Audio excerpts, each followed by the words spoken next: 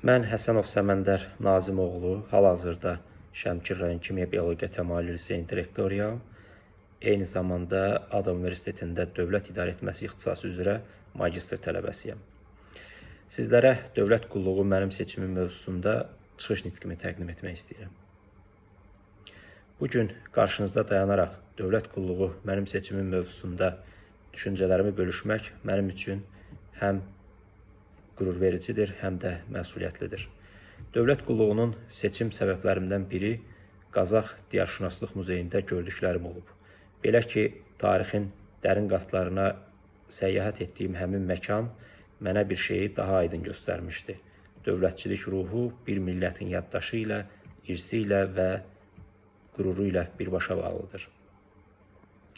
Muzeydə qarşıma çıxan hər bir eksponat, qədim sənətlər, milli geyimlər, məişət əşyaları, döyüş alətləri mənə göstərdi ki, bu xalq nələr yaşamış, nələrə tab gətirmiş və nə uğrunda mübarizə aparmışdı. Və gördüklərimin içərisində mənim diqqətim bir görüntü daha çox çəkmişdir. Bu görüntü Qazaxda yerləşən Sınıq Körpü abidəsinin görüntüsü idi. Bəli, o Sınıq Körpü sadəcə daş və taxtadan ibarət bir tikili deyil. O körpü keçmişlə gələcək arasında qırılmış bir bağdır. Bəlkə də vaxtında ona lazımı diqqət yetirilsəydi, bu körpü indi ayaqda olardı. Elə bu mənzərə mənə dövlət qulluğunun əsl mahiyyətini anlamağa yardım etdi. Mənim üçün dövlət qulluqçusu o şəxsdir ki, keçmişin dərslərini anlayır, bu günü görür və sabaha körpü salır. Mən də dövlət qulluğunu seçdim ki, tariximizin o sınıq körpülərinin bir daha qırılmaması üçün dövlətimə xidmət edim.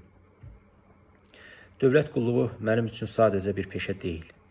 Bu, xalqla dövlət arasında sağlam, möhkəm və davamlı bir körpü olmaq deməkdir. Qazaxdakı sınıq körpü mənim üçün bir xəbərdarlıqdır. Əgər biz bu günü yaxşı idarə etməsək, sabahımızın körpüləri sınıq qalar. Mən bu yola, dövlət qulluğuna məhz bu səbəbdən çıxdım. Tariximizin, mədəniyyətimizin və xalqımızın xidmətində olmaq üçün. Çünki mən inanıram ki, hər bir dövlət qulluqçusu öz sahəsində bir körpü bərpaçısıdır.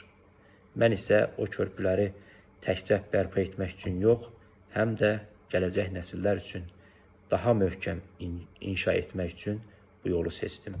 Diqqətinizə görə təşəkkür edirəm.